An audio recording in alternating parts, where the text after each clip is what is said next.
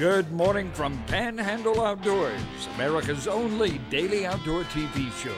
Your source for fishing, hunting, and information for folks who enjoy the great outdoors. Now sit back, relax. It's Panhandle Outdoors. Good morning, folks. Welcome to Panhandle Outdoors. I'm Winston Chester. Glad you're here this Friday morning. Got a great show lined up, giving away a lot of seafood and all kind of good stuff. But first, our weather brought to us by Haney Technical Center at the corner of Baldwin and Highway 77. High today, 80, low 63, and the water temperature is staying right around 70, 71. And it's the pier temperature. You know, you get these readings, you can get like a couple degrees difference from the pier to outside the pass to a couple of miles offshore to even inside the bay. So we just always got ours is sort of right outside the pass. So it's been very stable. So we give it the same place every time. So when we give that temperature, but every now and then we'll give a pier temperature, and sometimes a degree or two different. And of course, some people take their own temperature when they go out there and see what the water is on their own readings. But you got different depths and different readings. So anyway, our high today, but the river readings. Let's go to those. Brought to us by Sandhill Seafood. Be a good afternoon or good night to go out and get some fresh seafood here at the end of February. Apalachicola Bluntstown still at an 8.3. It's still high, but it's still dropping. It's not dropping near as strong as it was early part of the week, but the river's falling out just a little. The Choctawhatchee Caryville, it's at an 8.9, right at 9 foot, and it's dropping real slow now, so it's about to get ready to level out probably the first part of next week. So be aware of what's going on with your river system. Tide chart brought to us by Kent Forest Lawn Funeral Home and Cemetery. We're looking at a low tide at 12:48 this morning, and a high tide in the middle of the day, 2:51, or middle of the afternoon, 2:51. So you got a good situation there. Our marine forecast will be south-southeast at about 5 to 10. And let's go into our fishing game time today, brought to us by Blue Water Outriggers. In St. Joe, we're looking at 5:53 to 7:53 this morning, and then 6:21 to 8:21 tonight. And that's sort of going to correspond with the tide. The best thing about the afternoon tide is it's coming in all morning up until after lunch. And then if you like to fish a falling tide, before it gets dark, it's going to be falling really strong. So it's a good tidal situation now. All right, let's take our break and we'll be right back.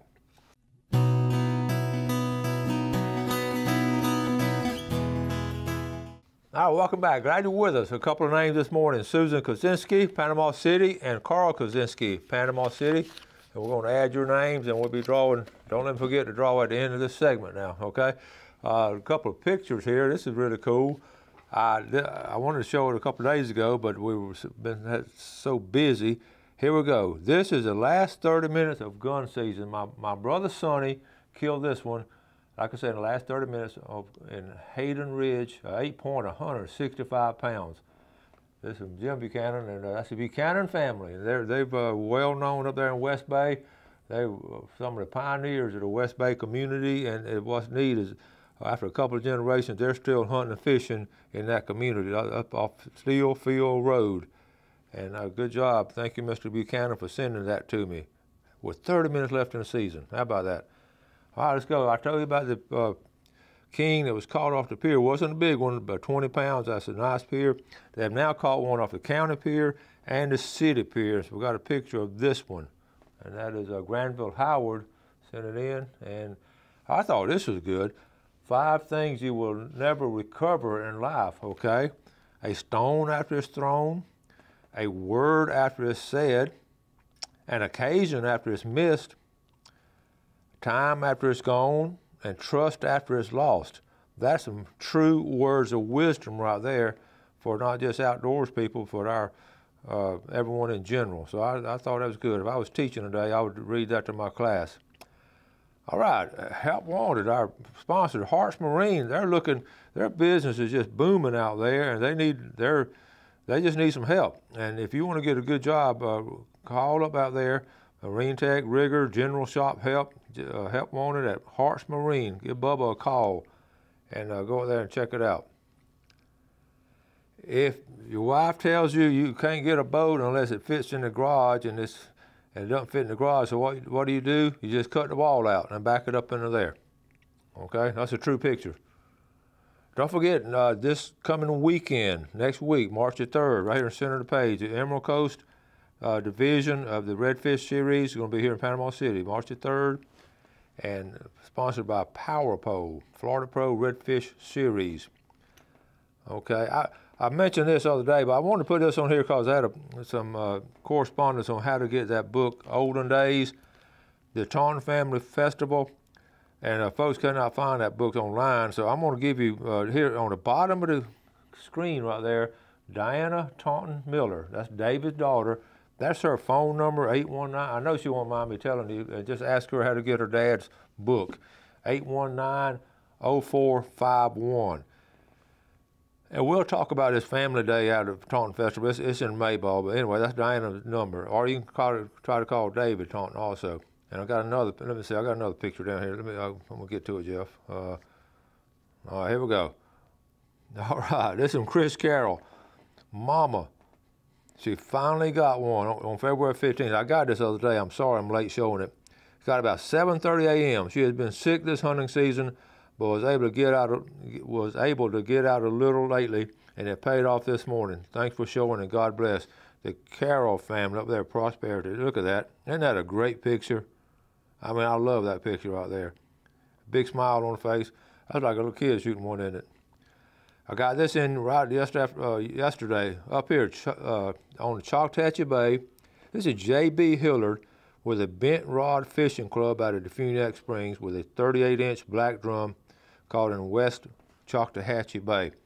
And what is so cool about that, the bent rod fishing club up there in Defuniak Springs, there are not very many fishing clubs left in America if you stop and think about it. And up there in Walton County, they have a group of guys and girls ladies that really love to fish, and they have a fishing club. And I've been invited up there on numerous occasions, and I've been with them before, but I want to get back up there. JB, let me know. I know last time I couldn't make it. Y'all had a guest speaker. They had a guest speaker come in from a tackle company addressing the Bent Rod Fishing Club. So what a special group. Keep inviting me. I'm gonna get up there again soon. Okay. All right. Now, one thing I also wanted to mention. I got a couple more stuff on yesterday's video on the scallops. Hope you enjoyed that. It's very informative. I learned some things too. It's fascinating how little those spat, the little baby scallops are, and it's fascinating. So many things too, and we're going to talk about the current later on when we do the fishing report, the current of St. Joe Bay. But anyway, if you want to participate, and as a stakeholder ourselves, if you want to participate and help out on a scallop population, just touch base with FWC. They're looking for citizen volunteers to put those traps out there about that big. You saw them on the video, and all you do, you sort of babysit them, check them out once every month or so, and it's interesting. What would be really special if you get some young people, your kids or grandkids or some teenagers, and give them a little bit of responsibility and let them watch those scallops. They actually see them grow, and what would be cool, if you take them out of water each month, take a picture of them and watch how they grow, and because it's only like a year-long process. So I'm excited about that. We're going to try to do some ourselves. Where I live up in that's St. Andrew Bay and St. Joe Bay. So a lot of you local folks here, if you live on the water or have access to the water pretty regular, or you should go out in your boat. I know most of y'all go at least once a month. You could do that then too. So anyway, I'm excited about it, and I think those ladies, we had such a good time, and they're really sincere with their effort. All right, so here we go. Drawing now, this is going to be for the Sandhill Seafood platter. And the winner's going to be, I'm going to go way down here. I try to stir them up on a regular basis, but this is from the bottom, okay? That's going to be, how about Kenny Bostic at Lynn Haven? Kenny Bostic, all right, that's the winner. All right, let's take a break, we'll be right back. Okay, welcome back. Really, y'all are really good about when folks ask questions and I don't know the answer. A lot of y'all are really good about answering. And we had a question the other day from one of our viewers in Chattahoochee wanting to know about the boardwalk that went from Crooked Island, over there at Crooked Island, that went down to the water because he's getting ready to go pompano fishing. Bobby Davidson answered the question. The boardwalk is almost finished. All they like is the handrails. Thanks, Bobby, for sending that in. So all you got to do is put the handrails up, and that boardwalk will be finished. So there's your answer right there. So thank you. A couple more things I was going to cover too. Let's see. This is a before and after picture of some crappie. Now, isn't that a good, we always see before and after pictures. I thought that was a good one right there, before and after. And also, on the video too, yesterday I was talking about, or the day before yesterday, we had a guest on talking about the, okay, here we go, the quail hunt and all. Okay, it's going to go out March the 4th, quail season. People are asking about where to go quail hunting and all. On public land, like you say, like we were talking about, there are places to go, and they're sort of isolated places where you have to find them. But anywhere in the wildlife management areas. But what I would recommend, if you're really looking for some wild birds, to check with the FWC office down at Howard's Creek, because that group and another group up there on the edge of Jackson County, those biologists and all have been planting birds and sort of over the years and all, and trying to get the population started back, and they've had moderate success. We have a lot of problems sometimes with predators, so that's why we try to shoot all those coyotes. But anyway, there's some in the Apalachicola National Forest. Tate's Hell has some. Up there around the Weewar area up in Jackson County, there's places where they've got the population. They don't really go on to advertise a lot because they don't want a lot of hunting pressure. Not that they're selfish or anything. They're just trying to, get the population back pretty steady. But you can, if you want more information on it, talk to those guys down at the FWC office at Howard Creek. They're good about that. Also, we mentioned it might be a good weekend if you don't want to go fishing yet. Now we're going to do a fishing report in a minute, but we're not quite there yet on the fish busting out. But I mentioned the other day about hiking. I was going to mention the Pine Log State Forest over here near Ebro, right south of Ebro, because that's one of the sort of central locations for our viewing area. And we'll talk about Tate's Hell area later on. I told you I was going to talk about hiking about 2 or 3 minutes for the next couple of weeks because it's such a good time of year to hike. This right here is Pine Log State Forest. And you see the red lines. Okay, this is Highway 79 and right in the center, and it was going, top of the page is north, and then on the right side, of course, it'd be east. So these are the loops right here. You got 2 loops. If you want a sort of a small loop, a loop right there in the center, that's about a 4.5 mile loop. You see where you start, right there on the road there with the star, and you just loop around, okay, on that first loop. Now, if you want one a little bit, well, exactly twice the size, you go on that very big loop, and you see where you cross the creek and walk along the creeks and all, and it's really a pretty area over there. Ironically, I used to do some serious wood duck hunting back in that area, even before it was a state forest, and it was some really, really nice wood duck hunting, but that's one area right there. Now, if you're heavy duty and all, and really want to do some real serious, down below that area, okay, up the top of the page is where I just mentioned, but down below there, south of there, is another starting place, and that is a really large area. I forget how many miles that is. Well, I can find it here. Well, it's a couple of them together. That's over 9 miles right there. So anyway, you see, that's the place I was talking about. And this weekend, it'll be, we're going to have a good breeze. It's not going to be too hot. It's going to be a little warm, but it'll be a good time to go hiking and all on that. Now, also, fishing off the pier. I want to show. I'm not going to have time to get into all of these. I just want to start talking about lean jigs or cobia jigs and all, and you can see I brought a bunch of them from the house. I get attracted to all these lures and their colors and all, but the size anywhere to 2 to 4 ounces, and the big thing you want to have when you cast them off your boat or off the pier and all, you want to be able to cast at a distance. So this is definitely something you want to practice with, and you can go out on the pier and practice. But there are all kind of combinations, and I still have some in a box in different colors and all. This is Jam Fab, which is a local company. I haven't heard from them. Are they still in business? Because they make really good tackle. Here's one of my favorites, because what you want to do, you want to replicate an eel, something that's really moving in the water, and see something like this. Now this is a really great color. Again, this is a 3 ounce here, so you can cast it pretty good. But see, you got that wiggle in it and all. And remember, when you fish on pier locally, you always have to, if you see the cobia, you always got to say first shot. And if you hear the word first shot, that person has I wouldn't say the legal right, but he has a right, according to the people who fish the pier, to make the first cast. And we'll talk about that a lot more in depth. Some piers don't honor that. Some people just cast away. And it's not quite the crowd it used to be, because so many people are fishing out of boats now. But cobia fishing, we're going to talk a lot about it later on. But I just wanted to touch base with you. If you wanted to go ahead and start getting some of your cobia stuff together, this is a 4 ounce here. I really like this one. This is nice and heavy here, so you can really cast it a good distance. And we got orange color. You always notice you always got a lot of pink in them, and they did the same thing with the pompano jigs. But this one right here, you got some orange in it. And again, you got some, you got some movement in the water. This is very lightweight one here. It's only 2 ounces, so you're not going to cast it as far. So we got all kind of, and then the solid white ones, and like I say, to me, these always replicated the colors on the pompano jigs, and it's sort of interesting they've done that. Again, that's solid white right there. You can't see it that well, but that's a good casting right there. And we'll talk about the rigs and all later. So anyway, if you're getting ready for, and here's one still impacted. See the tail on that? See how the tail is like that? So I just think they're real pretty. And I don't cobia fish as much as I used to, but it's still fun to catch them. All right, but the best bait is live eel. And a lot of people use that. They're going to say, "We're going to put this much time on fishing.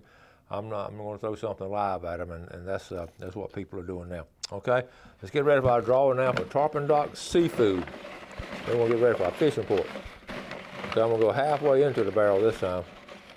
And the winner for the $20 gift certificate is going to be Star Goudet from Lynn Haven. All right. And the winner of the big red snapper is going to be from Panama City Beach, Cindy McAreeth. That's our 3 winners right there in order. I'm going to write that down. So we're going to get set up for our famous Friday fishing report, and we'll be right back.